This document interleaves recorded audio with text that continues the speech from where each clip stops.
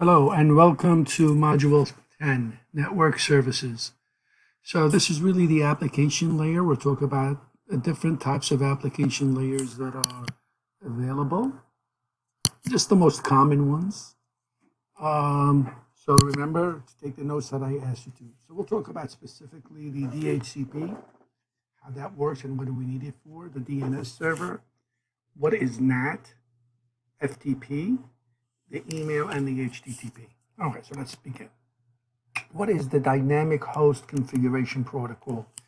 The DHCP server is to give you the source IP address. So when you come in and you turn your computer on, your computer will immediately send a broadcast message using port 68 looking for a DHCP server. The DHCP server will respond and give you an IP address.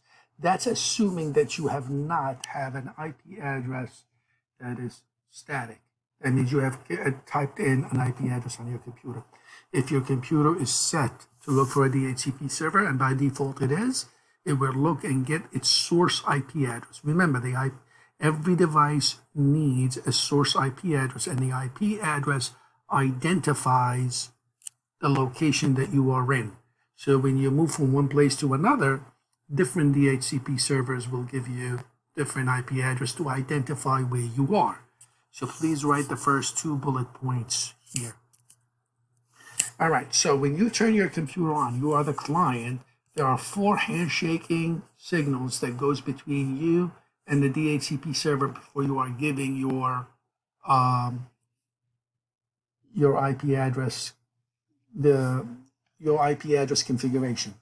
So remember DORA, discover, offer, request, and acknowledgement. So that's DORA.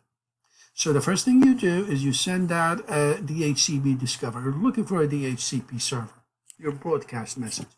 Your DHCP server will send you an offer saying, hey, I'm available. I have an IP address in the pool I can give you.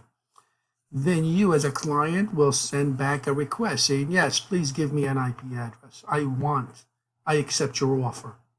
And then the DHCP server will acknowledge your offer and your request, and then it will send you your IP configuration. So write these down, DORA. The first one is discover, an offer, a request, and then an acknowledgement. So this is important to know. All right, so the format of the DHCP is really, it's not as important, but these are good to know, not need to know. So this is the actual message that goes between you and the client and the DHCP server. Just remember that the DHCP servers messages are encapsulated in UDP and uses port 68 and 69 when you are communicating with a DHCP server. So write these down. DHCP messages are encapsulated in UDP and uses ports 68 and 69 to communicate with the client. All right, the domain naming servers. The DNS servers are the ones that gives you the destination IP address. So the source IP address you are given from the DHCP, the DNS is the one that provides you with the destination IP address. So you need a destination IP address to be able to communicate with the device that you're trying to reach, right? So you don't want to remember all the IP addresses of every device that you're trying to reach. So the best thing to do is to write the name, the URL number, and the DNS server will look up that name and provide you with the IP address. That's done automatically for you. All right, so write the first 2 bullet points here for the DNS. And typically we start with a root level, and then you have these top domains. They're all over the world. So .NET, all the networking companies. If you are in the education industry, you should be .edu, so all the colleges, universities, schools. Commercial is .com. So anything that is like Microsoft, Yahoo, or anything like that, or Amazon, or eBay. So would have a .com domain. AU, then you got, they can even go to countries. And then you got like the second level domain, the Cisco, and then you can go down the hierarchy. So it's a tree method, but it really comes down to the root is where you get started from, which we'll see in a few minutes.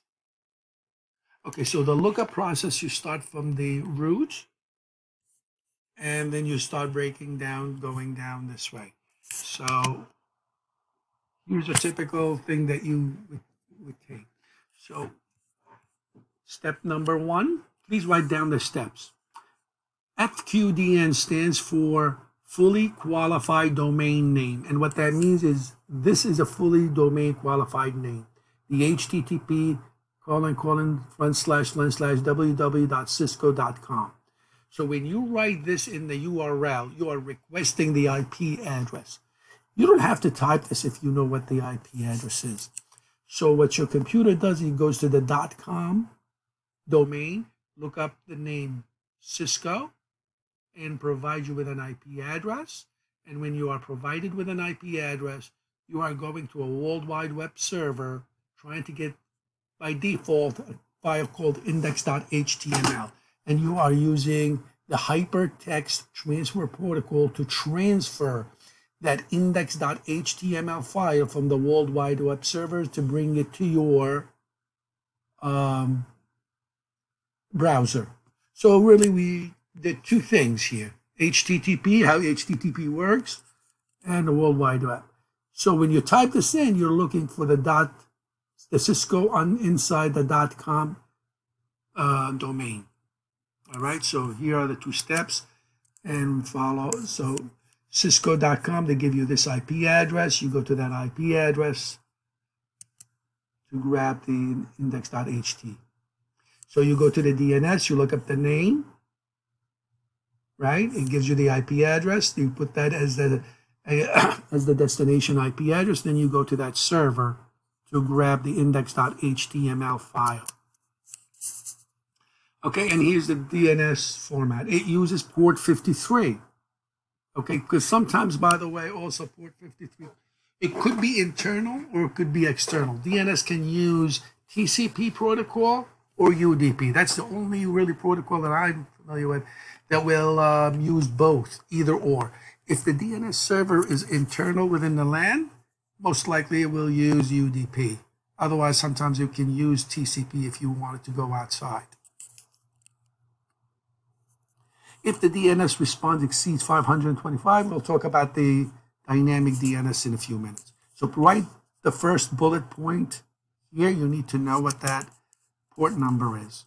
And here are the message formats. Again, they're good to know, not need to know. So let's just skip that. The dynamic DNS. Please write down the first two bullet points here too. Actually, all the bullet points for the DNS. So the dynamic DNS will allow a user or organization to register their name. So what they do is you can register your name with the authority to give you an IP address, to give you a domain name, a fully qualified domain name that you can use, and people can get to you. But and if anything changes, your IP changes, let's say, it will immediately contact the domain and update your IP address in the DNS server. So that's what the dynamic DNS is used for. The WHOIS protocol, which can be widely used, this is a command, so please write this down. So the first two bullet points for the WHOIS. This is a command that you can use, actually, or you can go to the icon lookup to look up the fully qualified domain names and the registers and who has this FQDN. Who is this URL list for? So if you type in WHOIS space, if you type the command in the command prompt, WHOIS www.cisco.com, it will come back and tell you that Cisco, the company, where it's located, their address, their IP, and everything. Gives you all the information, who registered this domain, who who registered this domain, what company did that. So remember, could be a security issue for attackers love to use the whois command to identify. This is in the first process when you are trying to break into a network. One of the first things that you want to do is you do reconnaissance, trying to gather information. Footprinting, sometimes we call this, right? And the utility whois will help you identify who has the IP address and and where they are located, so you may use that information later on to launch your attack. Okay, the network address translation. To conserve, well, first take the 4 bullet points for this, for NAT. NAT is used to really mainly conserve IP addresses. In the late 1980s, early 1990s, we were running out of IP addresses. So ICANN decided, you know what we do, we'll have a block of addresses that anybody can use in their internal network. They don't have to be registered. And we'll run a software on the router called the network address translation. If you want to get on the internet, what you do is you purchase these public IP addresses, or sometimes Cisco calls them global. And as long as you are in the internal network, those private IP addresses you can use without registering them with anybody. So they're free to use. But if you need to get on the internet, once you go to your default gateway and the router will translate your internal private IP address to a public one, to a global one, the one that you paid for. Then you go on the internet using that global IP address, that registered, the one that you paid for, and when you come back, then you relinquish that public IP address. You are translated back to your private, and you go back inside. It's private because people outside do not see your IP address. You have to go through the router. The router keeps track of the IP address. When you go out, you're really just using the public IP address temporarily, just to get on the internet and come back. So that conserved a tremendous amount of IP addresses and made your network a little bit more secure. All right, so there is your stub network, means a network that's not connected to anyone else. Only one way out. That's what a stub network is. So here is your NAT-enabled router. So anybody that uses 192.168, because remember the 192.168, that IP address that starts with 10 or 192.168 or 172.16 to 172.31, are private IP addresses. So you will send your data to here. When you want to go out, you get translated with a global IP address. You go do your thing, and when you come back, you're translated back. Now remember, NAT, that means when you're going out or in, or coming back in, that is going to create traffic latency. So that's not good when you're doing voice over IP or streaming. So for real-time communication, NAT could be an issue. That's where IPv6 comes into play. We don't need NAT anymore. Everyone inside your LAN will have their own IP address, global one. They go in and out without any problems whatsoever. Okay, so right, NAT is used to conserve public IP addresses. True. So write these 4 bullet points for NAT. Okay, so we just explained to you how that works, right? So we don't need to do that. Port address translation. To make it even better, what we could do is we can use one IP address and the port numbers that you are using. Remember, when you are communicating, you have to put a source port number from the dynamic when we talked about it, I think, on the last module. So when you send your IP address, what the router will do, use one public IP address and attach the source port number next to it that will make it unique. So a global IP address with your port number, with your source port number, you go out, and when you come back, I can use in the same IP address, I can accommodate several people from inside. So this guy wants to go access a web page. He has a source IP, source port number, and this guy wants to do a different web page, or maybe want to send an email. He goes out. So what the router does, it will use the same public IP address that you purchase. For this guy, it will put his source port number next to it. For this guy, PC2, will put the source port number that he's using. Same IP address, but with different port numbers. They go out on the internet, and when they come back, Net will be able to retranslate them back. He knows who's who. So now you accommodated two PCs using one IP address. That's called port address translation, PAT. In fact, you can do a lot. That's why at home, you can do up to 400 and even more. Theoretically, over 65,000 users inside can use one public IP address. So now we can serve the IP addresses, and now we can even have, expanded really the IP address beyond 32 bits. So that made life much, much easier that way. What's going on here? Okay. So that's what PAT is. So please write that down. The first bullet point for PAT.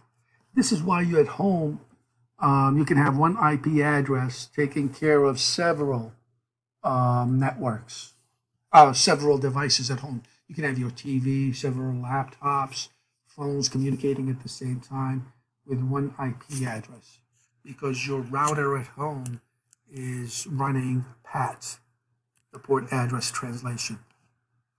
Okay, FTP and fashion.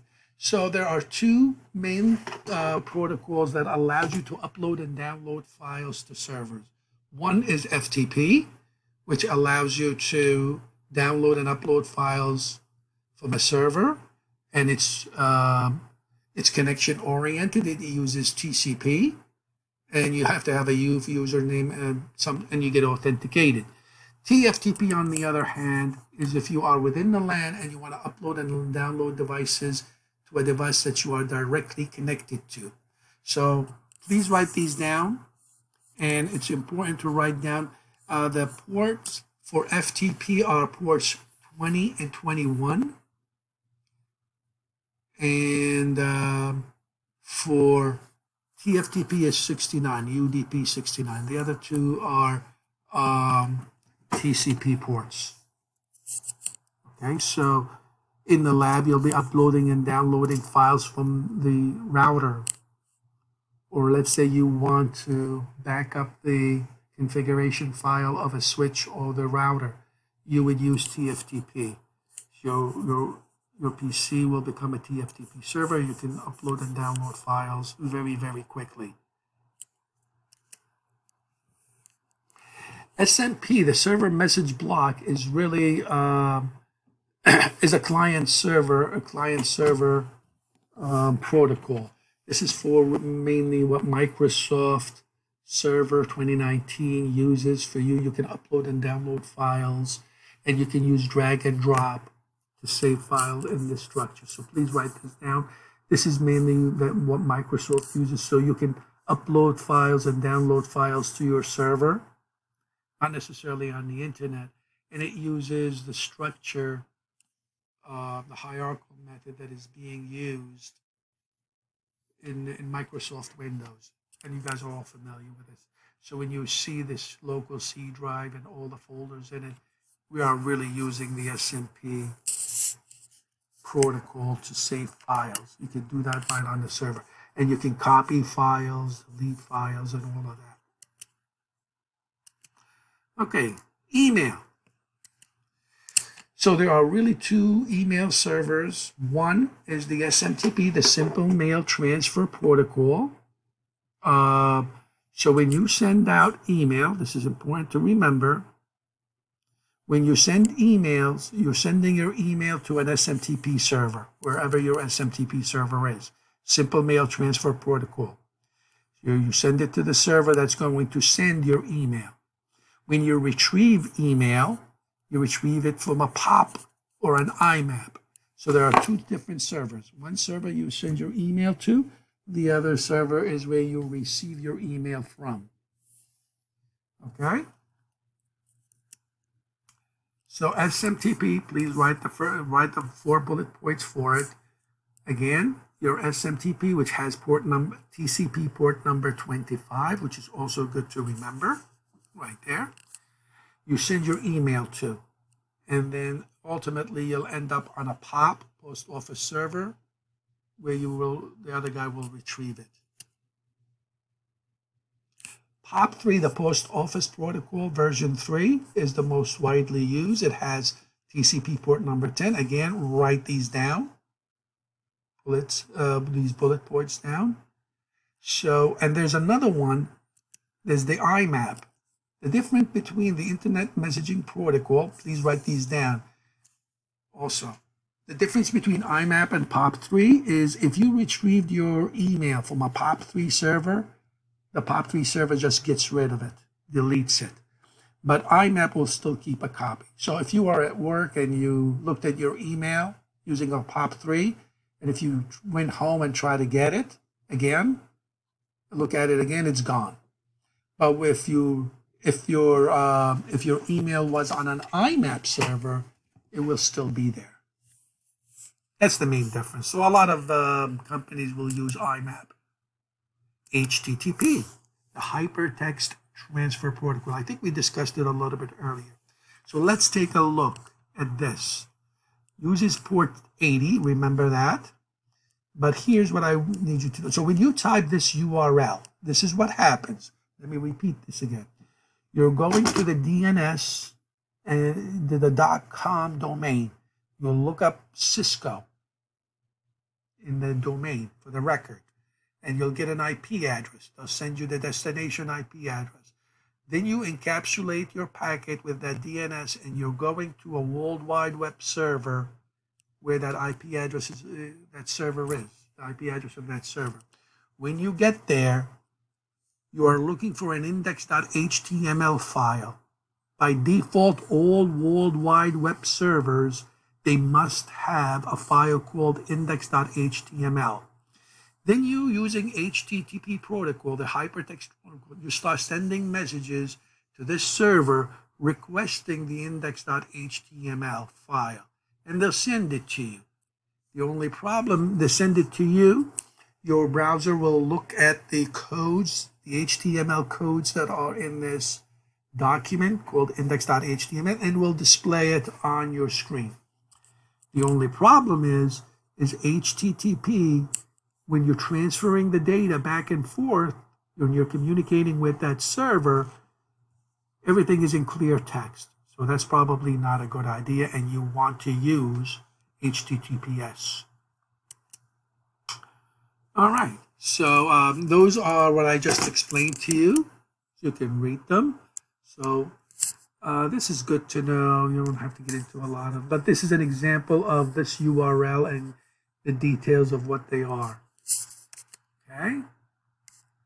So this is the operation. I think we discussed some of that. So you can use the commands get, pause, put, delete, options, and connect when you are communicating with a HTTP server. But remember, you have to get the IP address first from the DNS before you connect to it. And remember, it uses port 80. Okay, we don't need to know the codes. I mean, you can, that's probably good to remember. HTTP2 is out there, and it's the most widely used, but it's still unsecured. But it requests that you use it, and it has several other commands to speed things up over the HTTP 1.1. HTTPS, which is very important. So please write these down. These 5 points.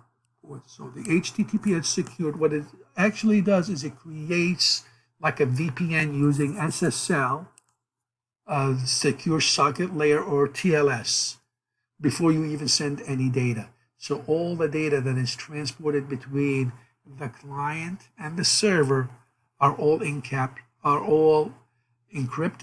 and encapsulated in a new packet. So for eavesdropping, you know, it's immune from eavesdropping. So Everybody now uses HTTPS, and you should never ever connect to a server in any way that does not use HTTPS. Okay, and that's it. So please write down all the notes that I asked you to, submit them, and I will see you in Module